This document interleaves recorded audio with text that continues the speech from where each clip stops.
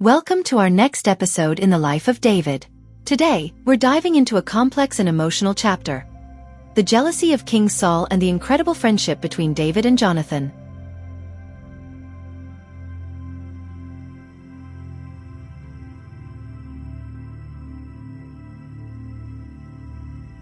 David's journey took a pivotal turn when he entered the court of King Saul.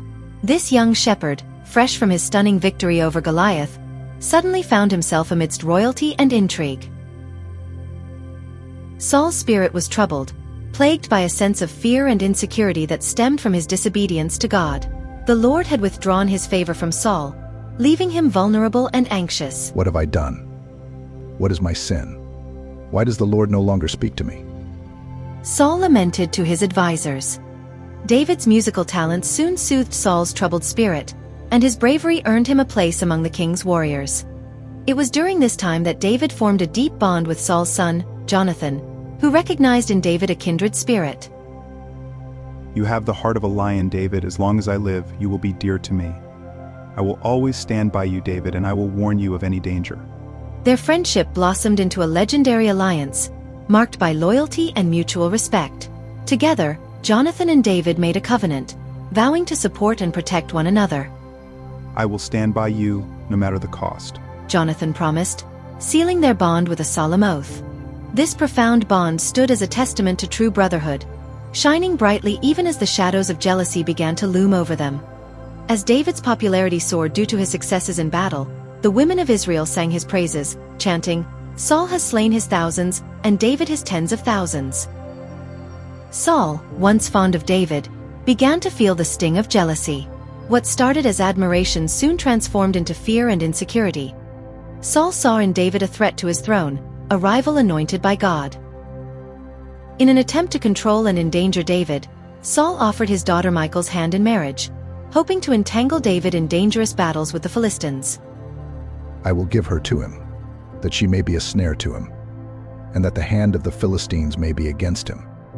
David, humble and respectful, accepted the offer, becoming Saul's son-in-law. Who am I, and what is my family or my clan in Israel, that I should become the king's son-in-law? Yet, this alliance did little to soothe Saul's jealousy and fear. Saul's jealousy soon turned deadly. What shall I do to David? He is taking my kingdom from me. On multiple occasions, he attempted to kill David, with the first attack coming unexpectedly as Saul hurled a spear at him while he played the harp. Why would you do this, my king? David exclaimed, narrowly escaping, his trust in Saul shattered. As the threat to his life grew, David's world became a perilous journey of survival. He fled from Saul's court, seeking refuge wherever he could. Lord, how many are my foes? How many rise up against me? Lord, guide me in this wilderness. David prayed fervently, his faith in God remaining steadfast.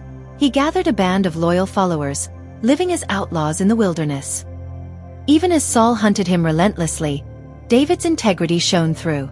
He had two opportunities to kill Saul, yet he chose mercy instead. In the wilderness of En-Gedi, David secretly cut off a corner of Saul's robe and held it up, saying, Look, my lord, here is the corner of your robe in my hand. I cut it off, but I did not kill you. See that there is nothing in my hand to indicate that I am guilty of wrongdoing. Later, in the hills of Hachilah, he stood over a sleeping Saul and whispered, I will not lift my hand against my Lord, for he is the Lord's anointed. David spared Saul's life once more, demonstrating profound respect and faith in God's plan. Saul, momentarily humbled by David's mercy, acknowledged David's righteousness, saying, You are more righteous than I, for you have repaid me good, whereas I have repaid you evil. Still, despite David's unwavering loyalty and repeated acts of mercy, Saul's jealousy only deepened, driving him to pursue David with relentless fervor. I will find you, David, he vowed with dark resolve. This internal struggle tormented Saul and set the stage for a tragic conflict that would shape the future of Israel. Throughout this turmoil, Jonathan remained a steadfast friend to David. Despite his father's growing hostility, Jonathan sought to protect David.